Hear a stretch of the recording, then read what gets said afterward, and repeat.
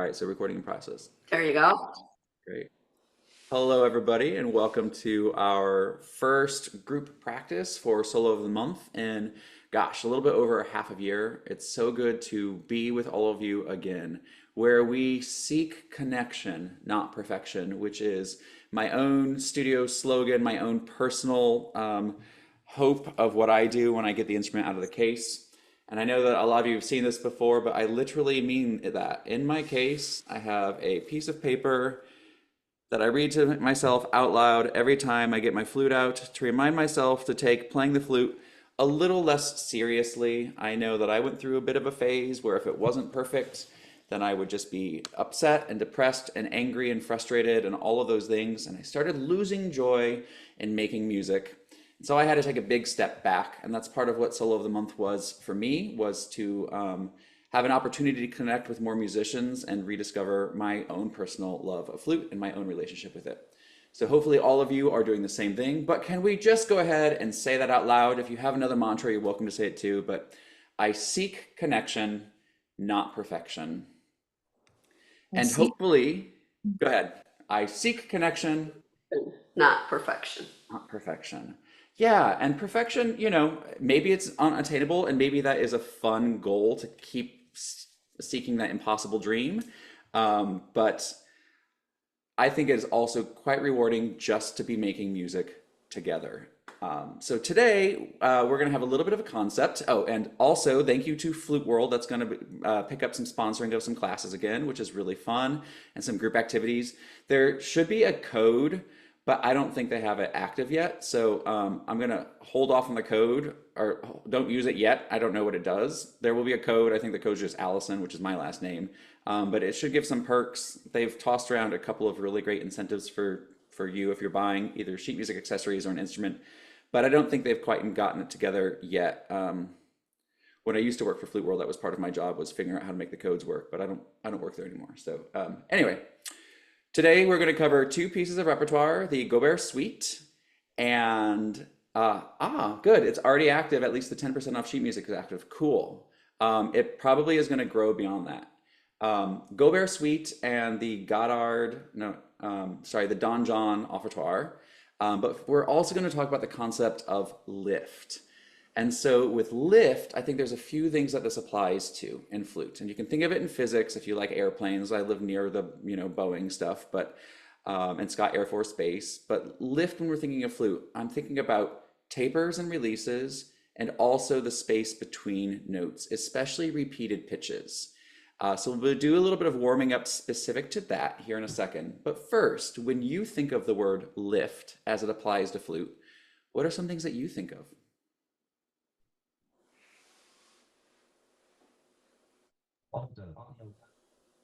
Maybe the word bounce. Bounce. Good. Bounce, bounce. Bounce. Like a bouncy ball. I guess I feel it's making sure that there's life in the a lightness and life to your playing, Lightness and life to playing. Yes. to your sound. Upward motion. Upward motion. Being a singer, also, I equate it to head voice. Moving into head voice. Good. Versus chest voice for those who are not singing yet. Go ahead, Daniel. No, I was just laughing when you said singing yet. I believe in lifelong learning, and a lot of my focus as a teacher has shifted to the adult, an adult amateur or adult returning student. Amateur has become my new favorite word, with the root being amour and love and those things. It's been great to remind people of the word yet, where maybe you haven't done some of those goals yet. I started singing about 2 years ago, and I'm loving that journey. So, and never too old. Yeah, and also with lift, when I think another thing that kind of visually happens in my head when I'm thinking of things like that is, even though it's not the same kind of physics or whatever, the thought of the visualization of skipping a rock, how it does have lift, but that forward motion as it lifts off of the surface. So those are some things. So great. Thanks for that kind of shout out as far as your ideas. Now let's go ahead and play a little bit. And you can mute yourself for now because we're going to go back and forth between kind of just doing it on our own and then maybe sharing out to the group. But I'd like to start with just the head joint. So if you have your flute, go ahead and pull your head joint out of the case. I seek connection, not perfection. And gosh, beautiful flute. Thank you for being part of my life. And the first thing that I wanted us to consider with lift is, okay, actually before we play, what are some of the major issues that you might encounter when you're thinking of tapers, releases, or the space between pitches, between tones? Control. Control, Pitch. pitch. Releasing with the Intonation. tongue, not the air. I'm sorry.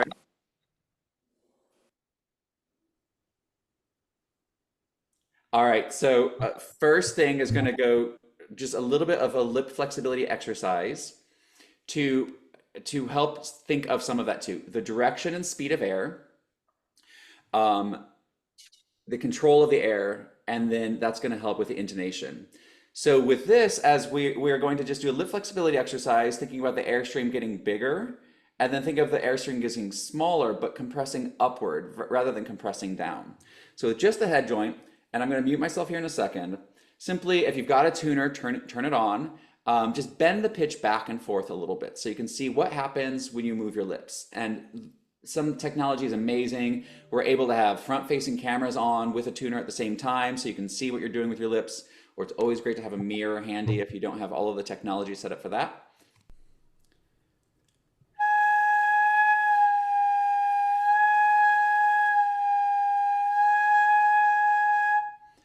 So first I'm figuring out with my face what I'm going to do to bend the pitch down, which is what I'm going to do a little bit more at the starts of some notes or loud notes or high notes or some of those things. So I'm thinking like a pout down, sad clown, a yaw shape in my face. And for the opposite, which is going to be more what we're going to use today, I think I'm more like an U shape and imagining, well, I try not to think too much of what's happening with my jaw, but there's a little bit of forward motion so that way the airstream gets pressed up. So now doing the same kind of concept, just bending the pitch up.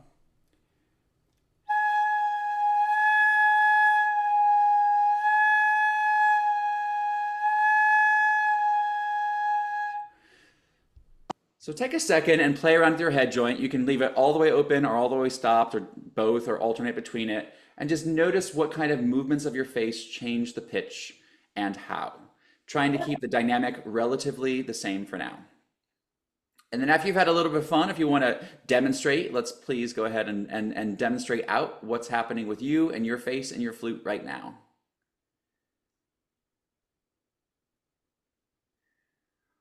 Or if you think of changing pitch in a different way than what I just described, I'd love to hear those ideas as well.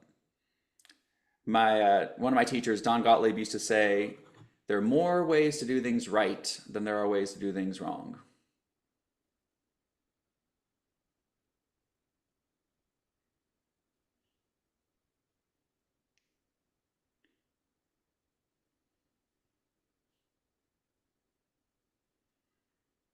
So what are you discovering?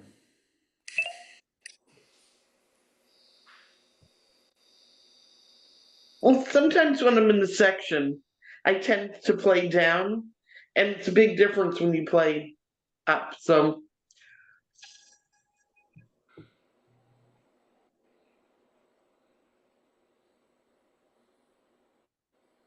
Good. And when you demonstrate, remember to turn your original sound for musicians on. Anybody else notice something that you can share? I thought it was on.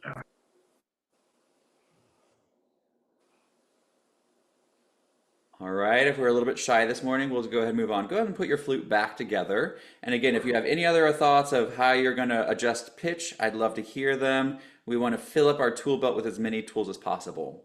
The next exercise we're going to do is, it would be great to do more pitch bends on the flute. We're not going to take the time to do that. I have a pitch bending warm up that's available on the YouTube station if you want to check that out. It's just working on one-handed pitch bends, I think is what the video is called. I think it's great for finding that lip flexibility. Yeah, and if you can imagine, thank you, Kimberly, of what you're feeling with your soft palate. That's great. Either noticing what's happening there, there's going to be all sorts of movement. For me, as a teacher, especially because a lot of my career was teaching younger students, Vowel shapes works well for me when I'm visualizing what's happening, but also when I'm teaching. The next exercise that we're going to do is called terraced dynamics. And you can think of like terrace as steps. We're going to start with forte, which is the top of the terrace. And then suddenly we're going to go to the next step to mezzo, mezzo forte, mezzo piano, or I don't know, I call it mezzo mezzo sometimes. We're going to just do 3 beats. And the next step down will be piano. So it'll be kind of strong, moderate, soft. We're going to tongue the 3, and ideally you do this with a tuner. So I'm going to start by demonstrating on a G.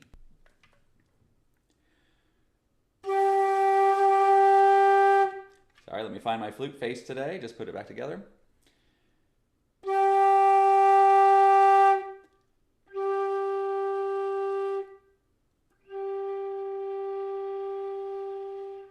So 3 separate dynamics, but with a tuner.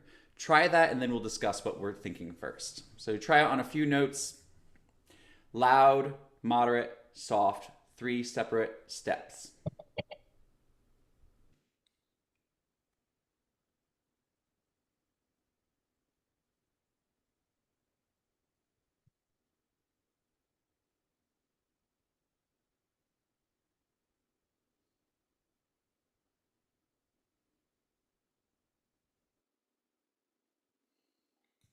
And then whether you feel like you're having success or if you feel like you're not having success and you'd like to share it, let's do it. So if you're having success, share it out. Let's be proud of that. Or if you'd like to troubleshoot, share that too.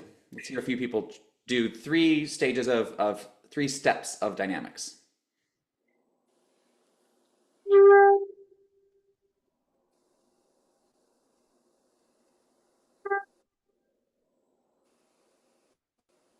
And again, I know it's a pain, but we do have to toggle that original sound for musicians off, on. Straight.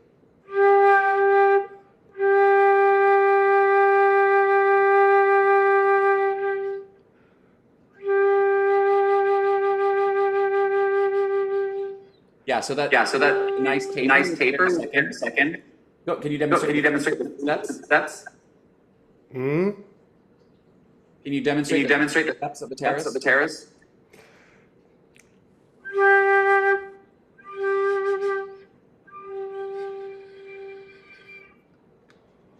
Great. Then what next is think about what's happening. Or would anybody else like to demonstrate? Have to turn the original audio off before we get.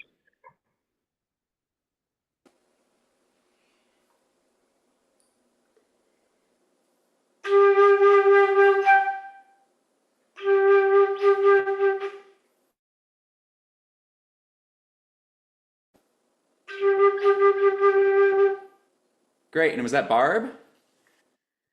That was Barb. Fantastic job, thank you. Yeah, there's like 20 faces on my screen, so I'm just trying to look around and like, Yep. who is unmuted right now? Thank you, Barb. Fantastic. How'd it feel? I didn't feel as much difference in the dynamics between forte and mezzo, but better mezzo to piano. Yeah, and so there's ways that we can think maybe the forte could be more forte, or maybe their piano is going to be more piano. So we need to find out what our current range is in order to know if we want to push the range further one way or the other or both ways.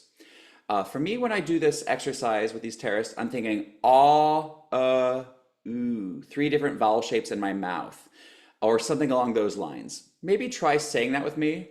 Ah, ooh. And when I change the vowel shape, my jaw naturally shifts. I did have a teacher one time in my life tell me to move my jaw. And when I started consciously trying to move my jaw, I started to develop jaw pain. So Yeah. personally, I never ever suggest any kind of jaw movement directly, but I do talk about vowel shapes and words and things that happen in our normal language and in our speech patterns. And I think from my mind, that became a healthier way to allow the movement to happen without fixating on what was physically happening. So ah, ooh. And then on the flute, it becomes, I'll try a different note.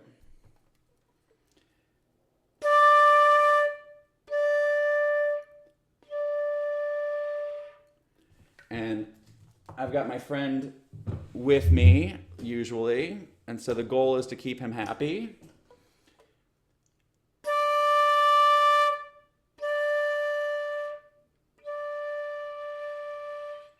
Right? The next step of this exercise would be to combine it. So having the 3 stages of our mind, 3, 2, 1, but instead of tonguing and separating, making it natural, also known as a decrescendo, right? In my mind, it's kind of like I'm saying the word soup, or when I'm working with kids, I'll say, actually, when I'm working with adults, everyone out, say out loud to yourself, tomato soup. Now, say it to yourself, but imagine that you are in Bridgerton. Is that the TV show? Tomato soup? I have not seen it, sorry. Now, take your consonants out. Try saying tomato soup without any consonants. Oh, right? Oh. So for long tones, my old teacher's Moy's long tones where you start soft. Oh, kind of a thing. Tomato, right? So maybe the will be what we do for the decrescendo.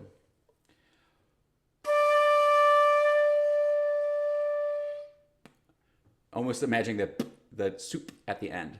Try just a few decrescendos on a few notes like that.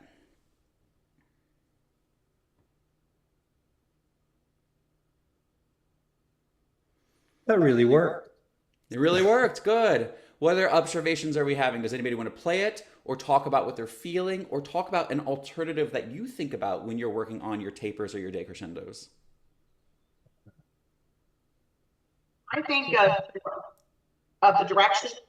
Oh, I'm so sorry about this. I'm hearing myself twice, but I'm not sure what to do. But anyway, right here, I feel the direction of the air going 45 degrees to about 90 degrees to above 90.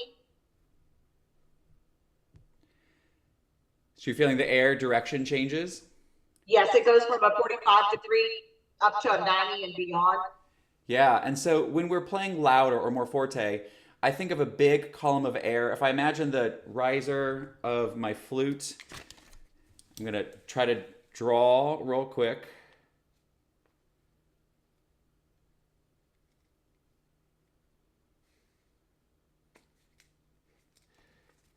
All right, so this is my lip plate, and that's the inside with the chimney or the riser on the far edge. When I'm playing forte, I try to imagine the airstream as being big and hitting the entire chimney. And then as I move to that ooh shape, I'm thinking of compressing the airstream, but compressing it from the bottom up. So that way the air of my piano is staying more just on the upper part of it. And I know, we're actually blowing over the flute and not into it, but that's my imagination of like hitting the entire chimney, hitting only the top third of the chimney, hitting the entire chimney, hitting the top third. So that's why that upward, that subtle ooh movement of the jaw coming a little up and forward will compress the airstream to be smaller, which can speed it up, but compressing it on the upper edge of the riser to keep the pitch from dropping down. Any other thoughts or observations of what's happening when you give this a try? Well, I've had a natural tendency. There's a bit of an echo. I'm sorry. I've had a natural tendency to reduce my air support, which is bad. We're not as effective when I'm going softer, but this seems to keep the air support consistent, even though there's a volume change. So I think it's an interesting way to approach it. It seems like it's effective. Yeah. And Kimberly mentioned that she wants to tighten her lips too much and lose air support. So we do need to keep the air support, the core support engaged all the way through. Just like your favorite tennis or baseball or golf player or whatever sports thing you might think about, following through as a musician is important also. So really not releasing the air until we're done with the note. So with that exercise, I take it up a scale 3, 2, 1, 3, going 3, 2, 1 is the dynamics kind of a thing. So it can be done a few different ways. Sometimes I do 4, 3, 2, 1, 3, 2, 1, 2, 1, 1, or sometimes I speed up the metronome. For now, though, I'm going to do, I guess, the 3, 2, 1. I'm going to turn my metronome on.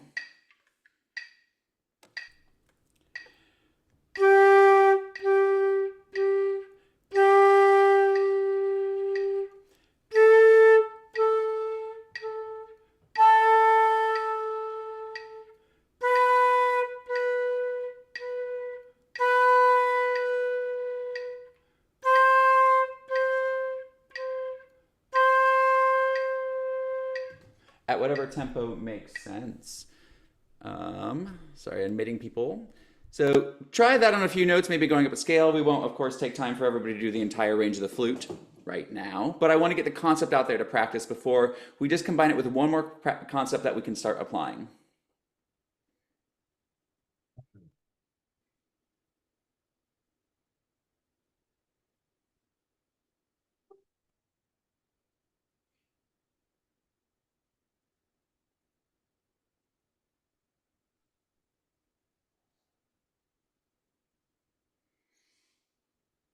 Cool. Would anybody like to share out either by playing, demonstrating, or talking about what you experienced?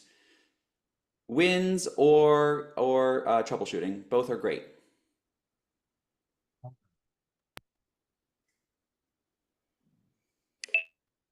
I think it's a muscle memory thing that requires just practice. Yes. And for me, I talk to the students about this. You're, for me, of the exercise. Go for it, Barb. I missed your explanation, so.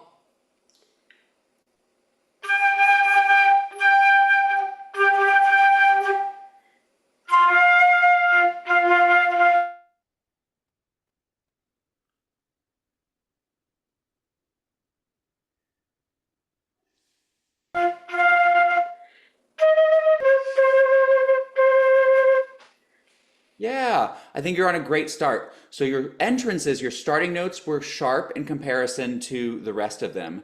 So probably the lip flexibility part that could benefit for you more would be the flattening aspect of the lip exercise. So that way when you're playing stronger, you have a little bit more flexibility down, then you'll have more room to progress toward the other shape. Or maybe sometimes pulling the flute out and then working harder for the sharp could be it too. But it sounds like you are on Yeah. a good roll there. The next step would be to combine it into a slur, right? Oh, okay. And then after that, you simply either go faster or take out beats. So now I'm going to do it, instead of doing it 1, 2, 3, I'm just going to do 2.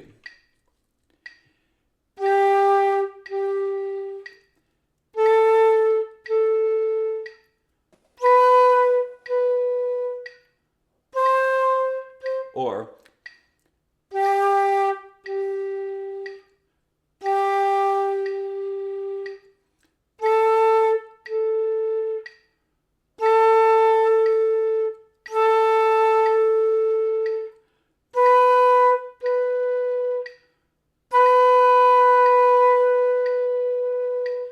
and I'm getting a little excited with myself, and I'm starting to blow sharp. So I need to put a little bit more effort into the start of my notes on some of those, right?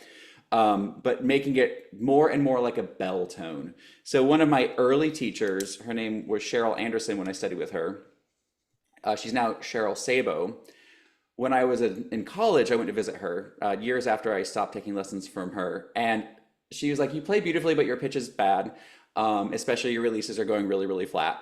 Do this bell tone exercise." And I didn't. And I didn't listen to her, and pitch remained a big issue for me for many, many years after that.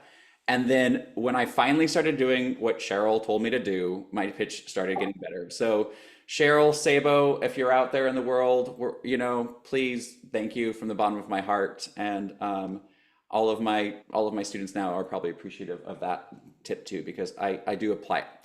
Now, what we're going to do to apply this to our next part is to go back to a stronger tone. So thinking, we'll go back to terrace dynamics, 3, 2, 1, 3, without stopping the air. Just thinking of the air going ah, ah, not rah, but ah. So if I were to do this slowly again, let's see, keep my tuner visible to both me and you.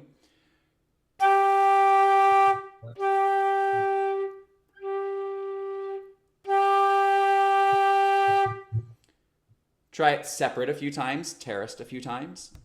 Sorry, try it separate a few times or terraced a few times.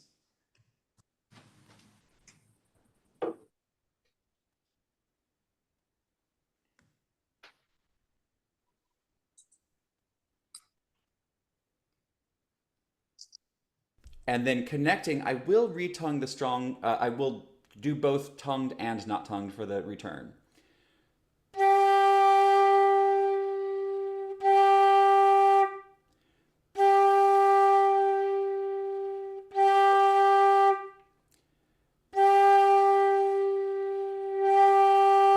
And I had a little bit of a wah on that one, so I'd probably try to make the slur smooth out. Even though I probably won't ever apply that, I like to know that I can do it quickly, so that way I can apply it to shorter notes, right? And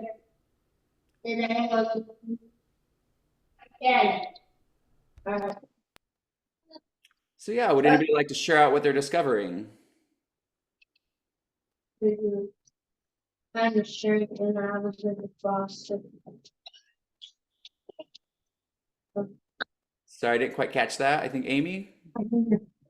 I'm freeze frosted. Oh no, how that? I'm seeing this. All right, and I see a request from Cheryl to try to show on a higher note. Yes, absolutely.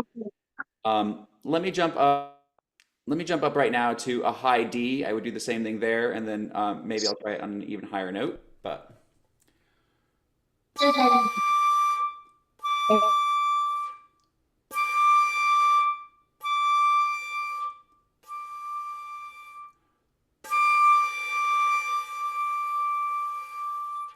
try it on a high G.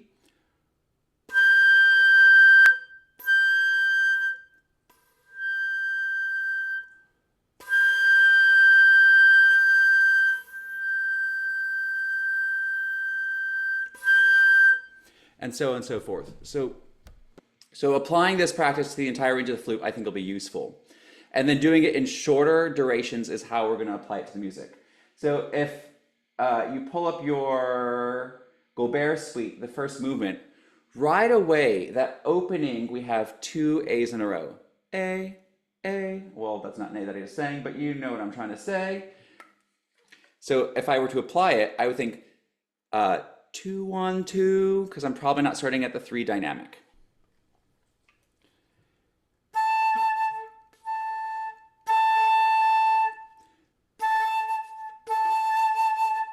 So thinking of the air as lifting rather than stopping.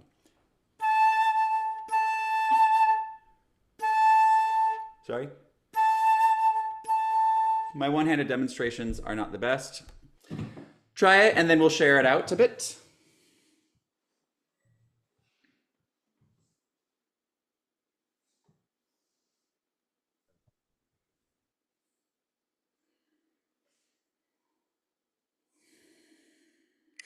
I'll share again. Someone else.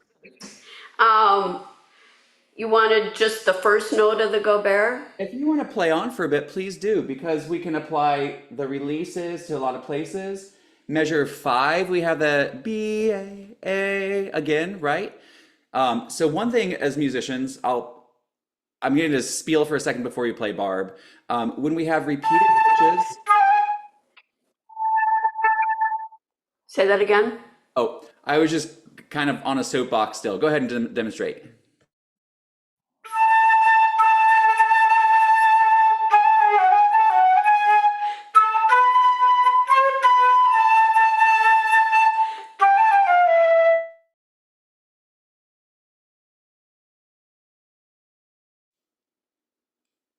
Beautiful. Yes.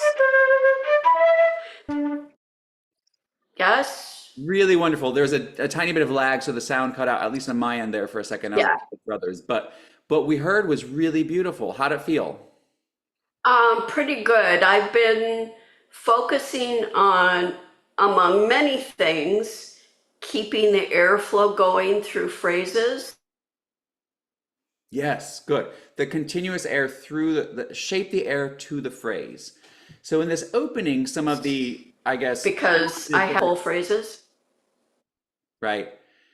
In this opening, some of the challenges I've noticed have been either sound stopping between the notes, Yeah. or not being able to hear audibly that it's two different notes,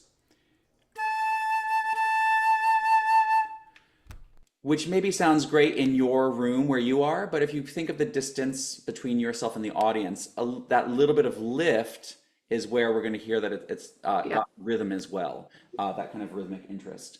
Would anybody else like to demonstrate out?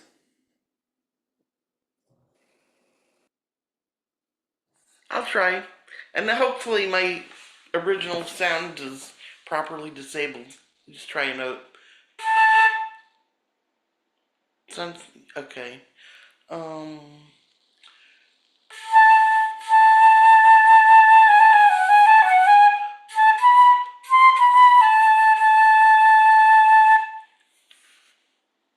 Sounds great. How'd it feel? It felt good. I mean, the thing you taught us about the vowels is very helpful. Ta, ta, or maybe the second consonant shouldn't be another T. That might count as pop.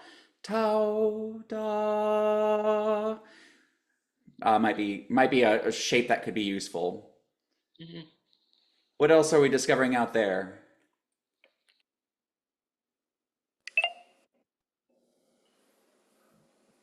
Is anybody starting that first note with the tongue between the lips or between the teeth? You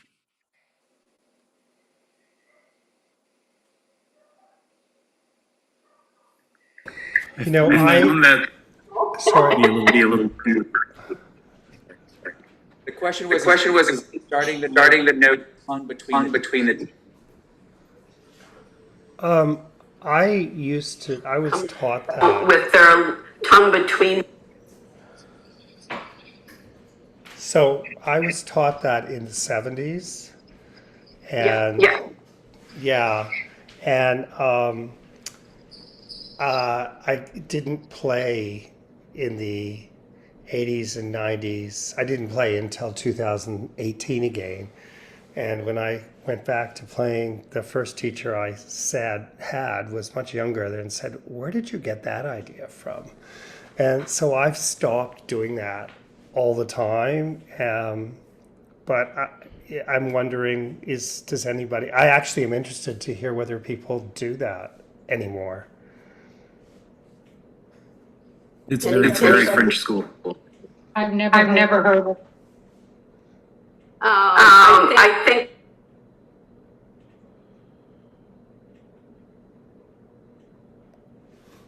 Yeah, it looks like we have audio chop. I think about the more.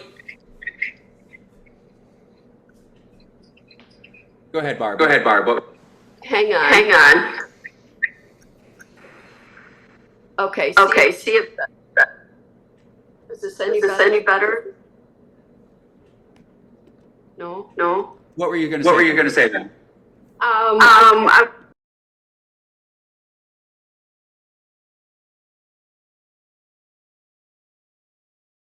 I was going to say there's the one in the teeth or tongue forward. Yeah, sorry, the audio was cutting out on that, Barb. So maybe you can type it into the chat too, if you had something there. Yeah, one thing I'm noticing that I'm trying to, I don't know if it's a bad habit or not. Like, if it sounds good, do it is kind of my rule of thumb. I'm noticing myself starting a lot of notes with the poo shape, which I tell my students not to do. So I don't know why I'm doing it, but then I'm like, well, I kind of like the way it sounded. So I don't know if there's a supposed to. I try to take shoulds out of my general use of words. Nick, you just won an orchestral job. What are some of your thoughts on how would you start that piano note?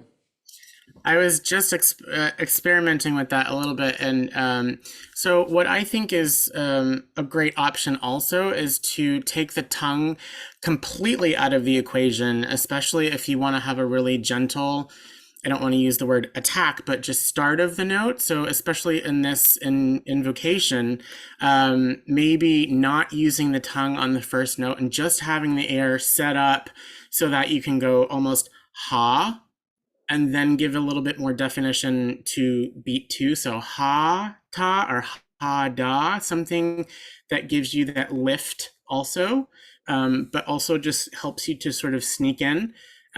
So I'll turn my original sound on. So here's no articulation at the beginning.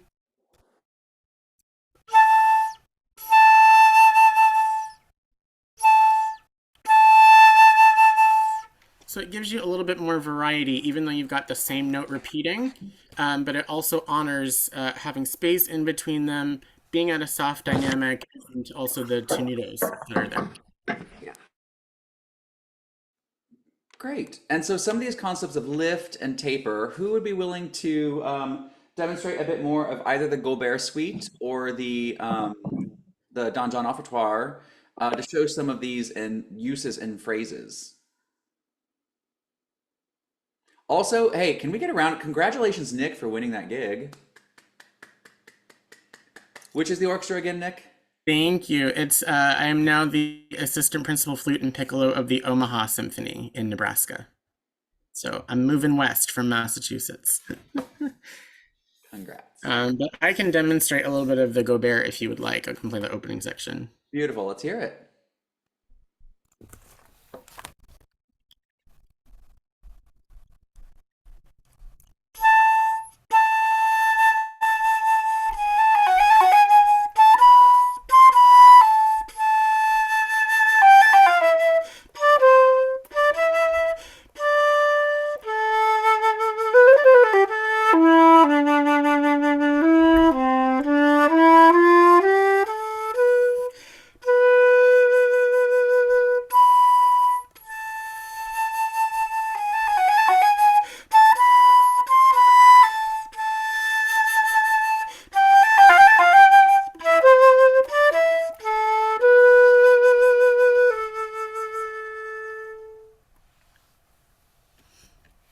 Wow, wonderful. Big round of applause to you.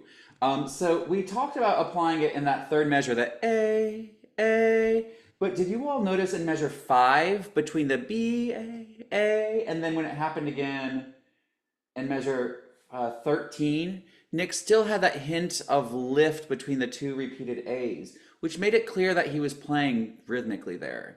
So the shorter duration, did you think something different, Nick, or did you just apply it to shorter notes? I just applied it to the shorter notes. I'm still thinking the same type of thing. Either no articulation or making a decision. I think is just really important as well. Not to just leave it up to chance of like whatever happens with my tongue happens. Like sometimes that happens, but when you're really intentional about it, it makes your performance even that much more interesting to your listener. So using the front end of the tongue, again, Matthew's talking about syllables in terms of resonance, but I think also thinking about syllables in terms of your articulation. Are you thinking T? Are you thinking D? Are you thinking a poo articulation, as he said earlier? So that all makes a really, really big difference. Yeah, so I'm thinking all of the same things, just weaving them in and out in different instances as I'm looking at what the phrasing is coming at me. Great, thank you. Thank you. So I have a question, and particularly to Nick, about what you just said.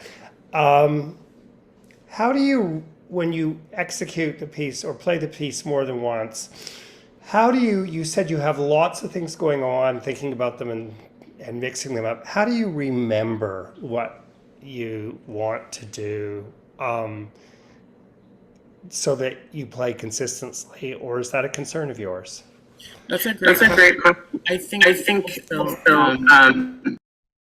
that some of that is, again, I think it comes down to making decisions. So the number of times that you perform a piece, do you want to have the cookie cutter interpretation that you perform or present to your audience all the time? Or do you want to have those moments where, oh, maybe I'll play this phrase a little bit differently? And I think that's where practicing all of these fundamentals really comes in, so that you can have, as Matthew said, in your toolkit, all these different things, like a huge variety of dynamic contrast, or varieties of articulation, so that maybe this piece, recapitulation where the melody comes back at the end, maybe you want to have that be slightly different. So how could you do that? Well, what tools do I have in my kit? I've got dynamics, right? I cannot be slave to what's on the page, but listen to maybe playing like a true pianissimo at the end to really bring people in, or change my vibrato, right? There's all these different things that you can do to vary your interpretations. So I like to practice these, these pieces, etudes, orchestral excerpts now. That will be my life for a little while, in different ways, because it gives you options of how you want to communicate something. You have to have, I think, flexibility is the key.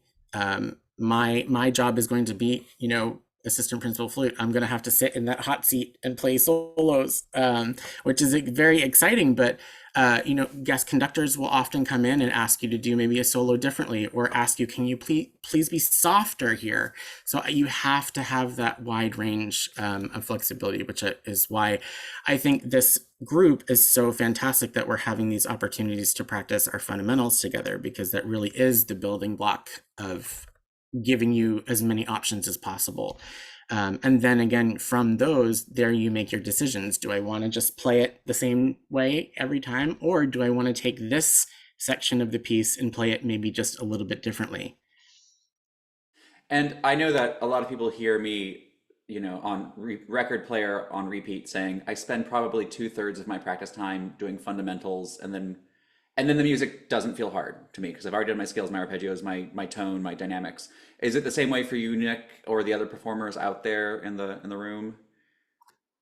It has been, yeah, especially just, I think you've got to just lay down the fundamentals, and then all the other stuff can just blossom off of that. Because if you don't have that, it's like, you're a child at the playground and you're reaching for the monkey bars, but you have nothing underneath you, right? You've got to have that safety net a little bit for yourself, and able to say confidently, yes, I can play a pianissimo in the high register. I can articulate 30-second notes at 160 or whatever, so it's really making sure that you've got that foundation. And it is a very tedious process to do, and it's not the most fun thing to do in the world. But once you have that, and then you can play off of it, it's the best. So work on your fundamentals. And Daniel, I'm sorry. I wanted to pick up on less the fundamentals, because I totally agree and find that. I actually don't find it tedious. I love it, because I get into a more meditative way playing, which is fabulous in its own right, as opposed to wanting to perform compositions. But, Nick, you use the terms, and I love to throw this open to more people. You use the term options and decisions about how you play things each time. You did also mention when the decisions are or the requests from a conductor. So all of that implies that you're thinking about this as you're playing. To what extent, I know in my case, sometimes I don't really feel in control of my interpretation. It's coming from someplace else. It's, a subconscious, or it's a feeling, as opposed to I'm going to decide I'm going to play this way this time. How do other people see it? Where do they sit on whether they're conscious or subconscious about how they interpret and vary their playing? The other aspect to it is happening in real time. We need to respond to the rest of the people on stage, right? So if you're playing with a piano and the piano does something a little different that day, or this particular piano sounds a little different, you need to adapt, right? Especially on things like releases and intonation, because you need to blend those into the soundscape around you. One thing that I'm realizing is that of all the years that I played and took lessons, I think the person that taught me didn't really emphasize a lot of the fundamentals. It was more about being able to play the piece and not focusing. So now I'm sitting here kind of freaking out a little bit, like I have a lot to learn for the first time. We all It's do. okay. It's okay. And I that's not was, uncommon still. I work with a lot of bands. I like my student load comes from my partnerships with schools. Mama, And so many of them mama, we must learn the music. We've got to get mama, the goal of the performance. And mama, that's kind of the way that it's going for that. mama.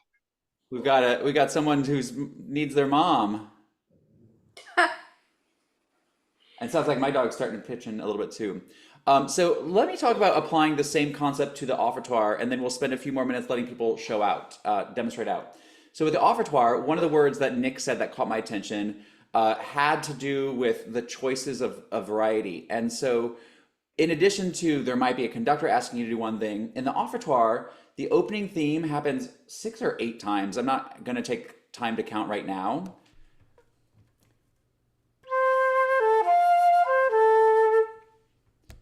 That happens a bunch. So another thing with the variety and the choice that we make behind it is, do you want all of the 6 or 8 times that happens to sound the same way? Or might you want a little variation? So without the concept of lift, we could make that opening very legato. Do you hear my dog dreaming next to me? Just thinking continuous air. So I'm cracking because I'm leaning on the back of the chair.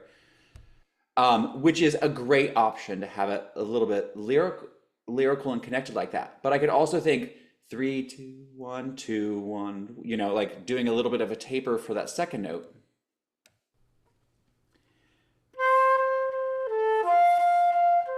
Which highlights the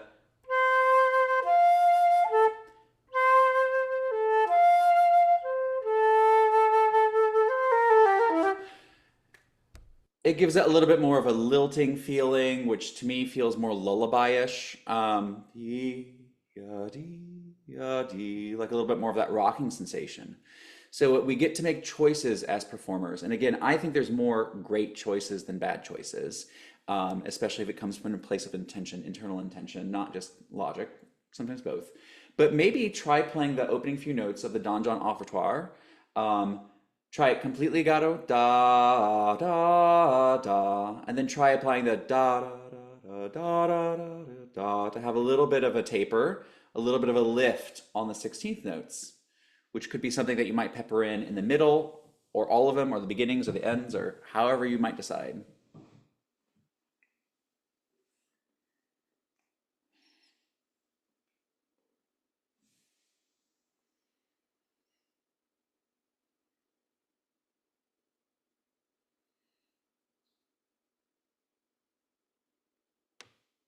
And then do we have any people working on the offertoire right now who might demonstrate one or both of those ways of approaching that opening?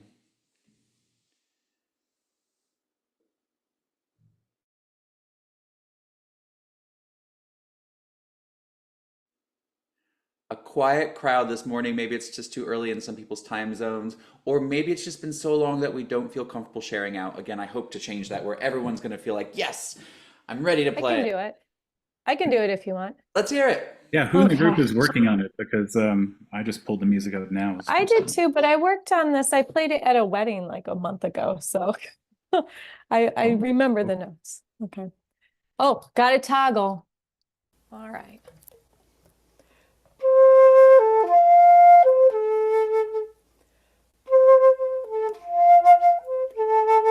Yeah, it's not very good yet, but I have to practice.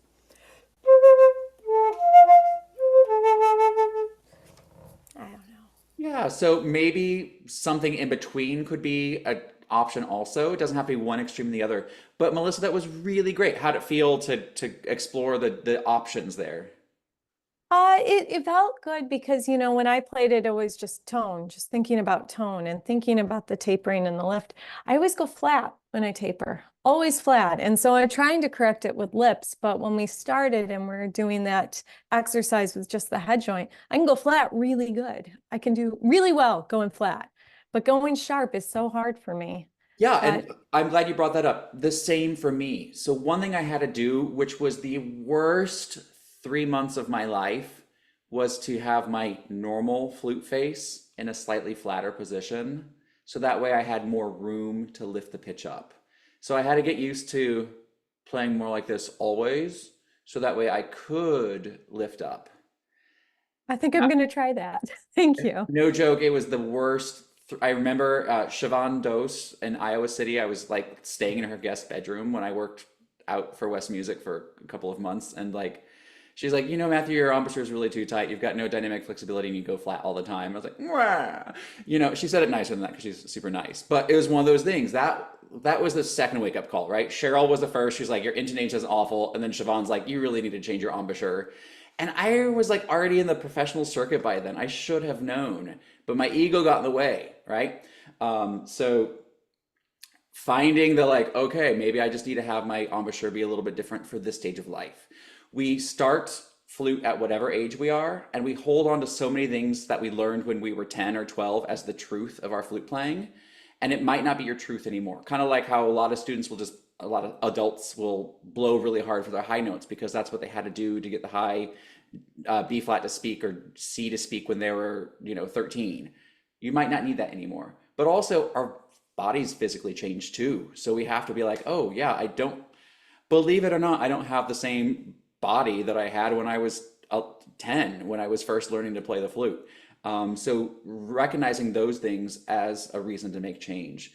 And I love that you gave it a try, Melissa, because even if you decide to do it the same way all 6 times, even if you decide to keep it legato, that choice then becomes yours rather than this is the only way I can do it. How many out there, though, just because Melissa was vulnerable enough to say it, how many of you go flat at the ends of your notes or when you try to taper or decrescendo? If you don't raise your hand, you're probably actually playing a clarinet, right? It is the thing that flutes do, which is why it's important that we do spend time to practice it. So it's easy just to be like, I go flat at the end of my notes, which is what I was doing when I was younger. And then it was one day I was like, well, maybe this doesn't have to be my way of being anymore. Maybe I can do the work to not go flat at the ends of notes. Are there any phrases that don't end? No. Everything that you play is going to have phrase endings, tapers, and releases, which is why it's probably one of the most important things that we can practice, whether you're applying it to create interest in the middle of the section or contrast, or just applying it so that way whatever note you releases with better intonation. It's a really useful tool. And as far as the variety that we talked about too, on releases, if I can hog the mic for a sec, and that is the interplay between the taper and the release and vibrato on the note. Because vibrato has both an amplitude modulation component and a pitch modulation component. So if you're going a little flat on the release, listen to it and make sure you're not releasing on the low end of the vibrato wave. You want to try and time your release and your vibrato so it's at the peak, because that's when the pitch is at the highest, and that'll give you a little bit of an offset for that natural tendency to go flat at the release. Great observation, Sean. And does that make sense? So vibrato, flute community thinks of it in a few different ways, and we tend to fight about where vibrato comes from and how and stuff like that. I don't want to get into that argument. But if you were to think of vibrato as being high, the higher pitch of vibrato is where you want to release.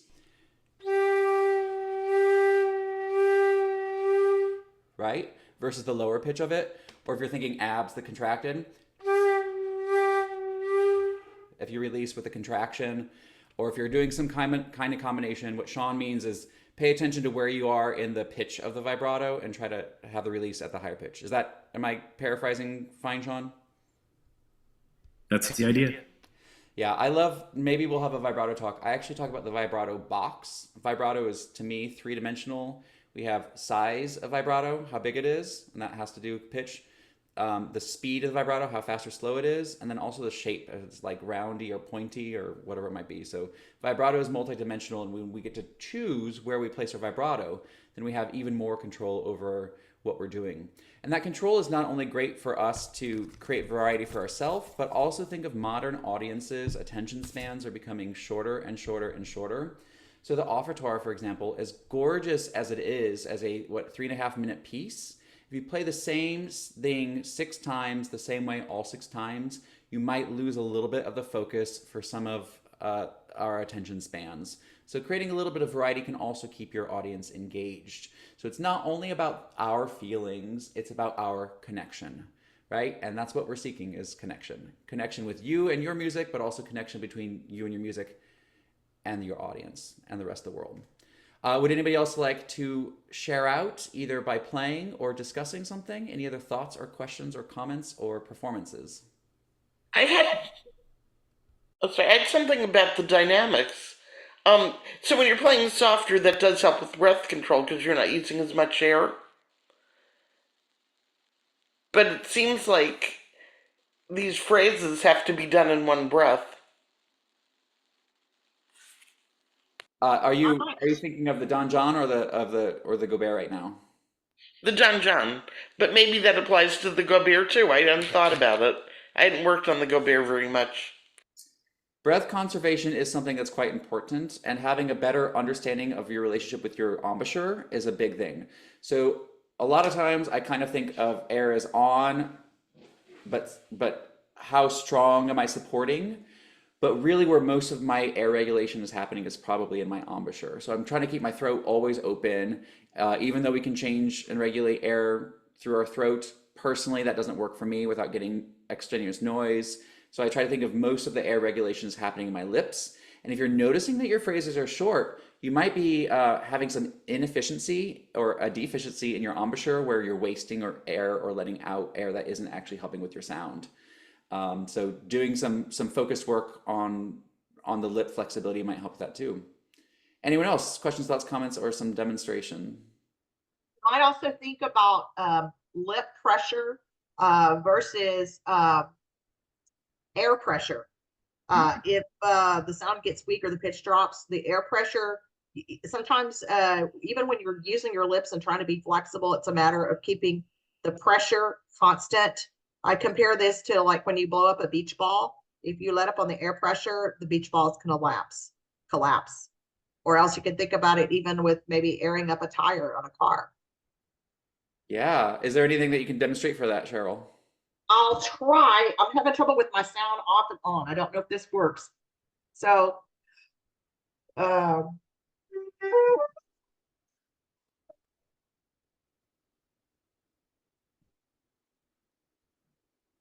Yeah, and I'm sorry, it looks like our sound isn't going to connect with you today. I'm sorry. I tapped all the way through and it's just not working. I've got to get someone to give me some advice on that. I apologize for that. The great thing is I also ask everybody, like, Solo of the Month has gotten in the habit of where we either post the full assignment or nothing at all. And it's been encouraged since day one to play one note, whether it's the most beautiful note that you've ever played, or play one note because you want somebody to give you some help or tips or pointers on it.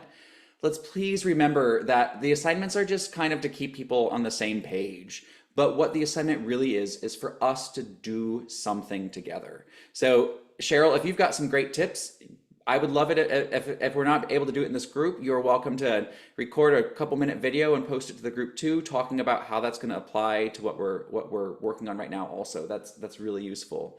For me, what Cheryl was saying too, I guess kind of my interpretation of it, or like how my brain reworded some of those thoughts too, with the lip pressure versus thinking specifically of the air pressure.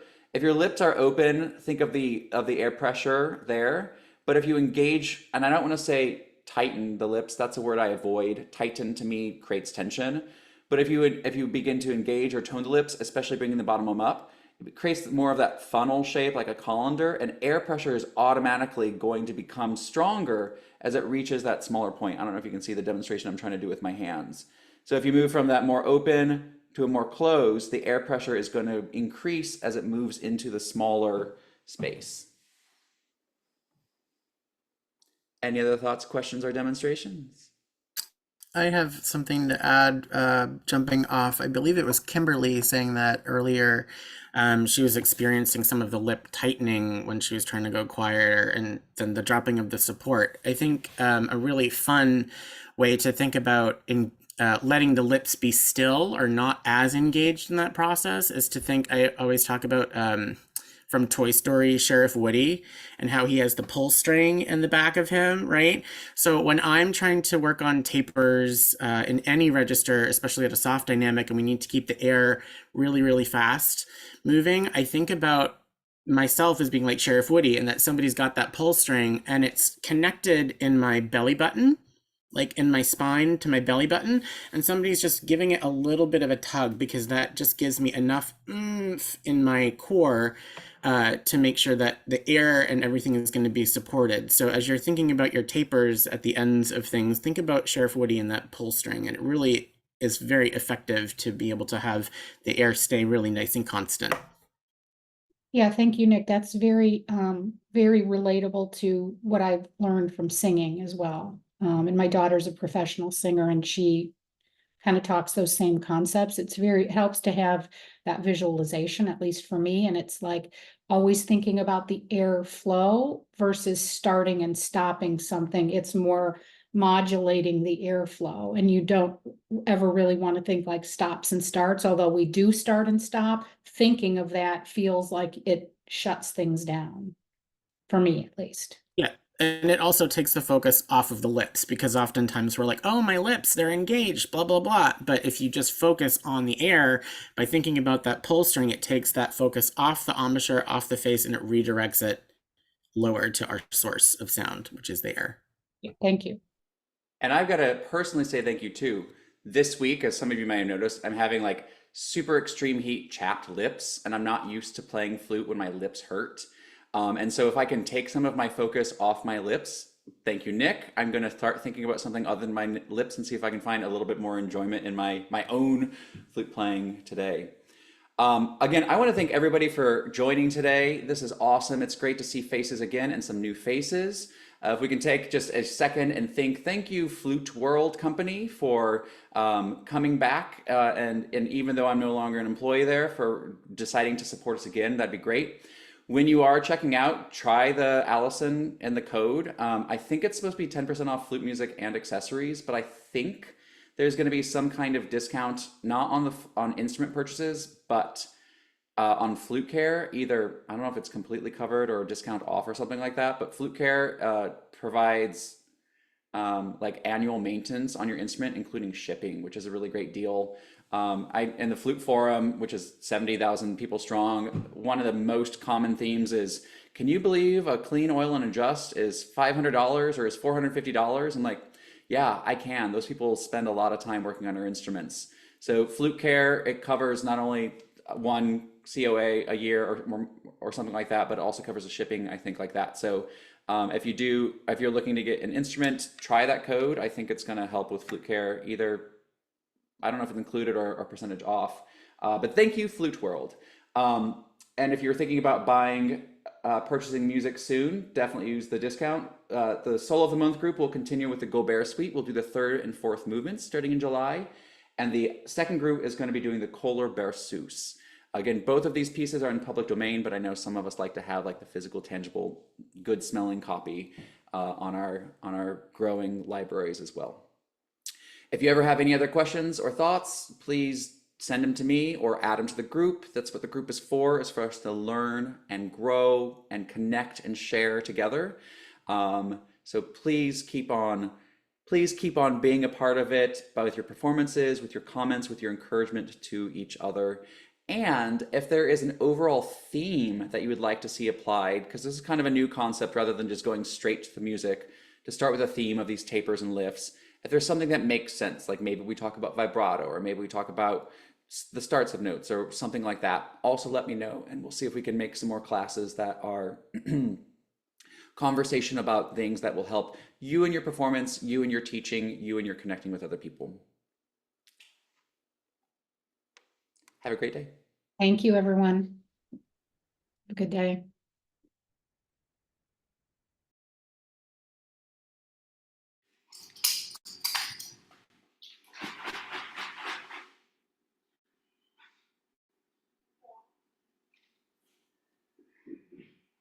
Hey, congratulations, Nick. That's so cool.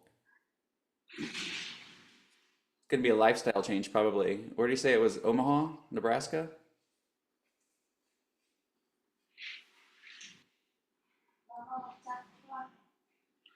All right. Bye, everyone. Bye. How do you think it went, Sean?